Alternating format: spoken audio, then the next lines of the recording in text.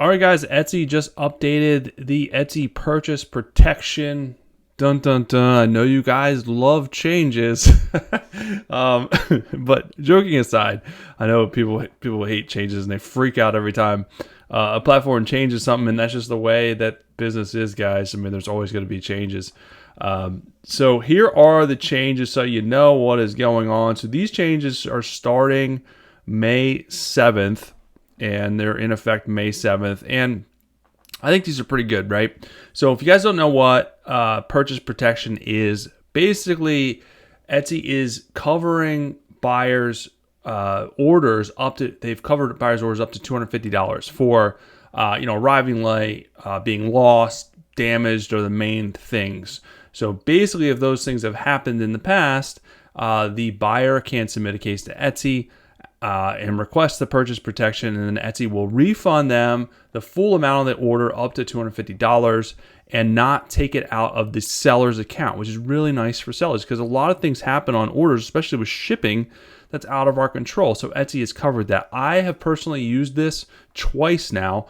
Once was an order of $230, and I have had no issues. I know there's people that are reporting issues on it, and it is definitely not perfect. But there's also user error happening as well. So let's go over the changes and then my recommendations how to implement this stuff. So Etsy has expanded the coverage to include orders $400 and below. So with a caveat. So if an order is up to $400, they can get purchase protection up to $250. So you're still going to be short $150, but at least it's something. Whereas before, if your order was $260 or $270, Etsy's like, nope, sorry, you're out that money. Where at least now they're like, okay, you can at least get $250 recouped, or at least not have to pay for the $250. You only have to pay for anything above that as far as the refund goes. So that's a step in the right direction. And this is a lot of money out of Etsy's pocket, even though, I'm sure most people are like, yeah, they can afford it. But I think it is a step in the right direction because it is a pretty hefty order total. So just know that if an order is up to $400, you can still get up to $250 of that money back. So there's clear eligibility requirements. So it's available for people who meet minimum customer service standards. So Etsy measures your performance across message response rate, on-time shipping and tracking, average review rating, and case rate. So these are things that you need to make sure. They're just saying that you have to meet the minimum, right? You should be above this. If you're doing things the right way, you should be above the minimum, right? We don't want to be average. We want to be above average because you're going to run into problems if you're not meeting the minimum anyways. So we should strive to be above that. So you need to respond to help messages within 48 hours, which that's not too hard to ask.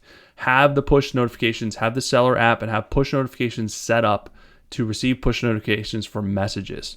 This is how you respond fast and how you get notified immediately. So make sure you guys are doing that. Ship orders on time. So purchase protection also requires sellers to ship orders on time. This includes marking the order as shipped, uploading valid tracking information, or using a shipping label purchased on Etsy, and shipping items on time. So just make sure your processing times are correct and you're not shipping stuff out late. You're going to be in for a world of pain if you're shipping stuff out late. Outside of the purchase protection, you're going to get bad reviews. That's literally the easiest way to get bad reviews. So if you're finding yourself shipping stuff out a day or two late, just change your processing times, right? We want to try to have our processing times like 3 to 5 days, or 1 to 2 days. But if you're doing handmade stuff and it's very intricate and you need more time, then just change your processing times. People will understand that the more intricate the stuff is. So it's really, really important for customer service and purchase protection.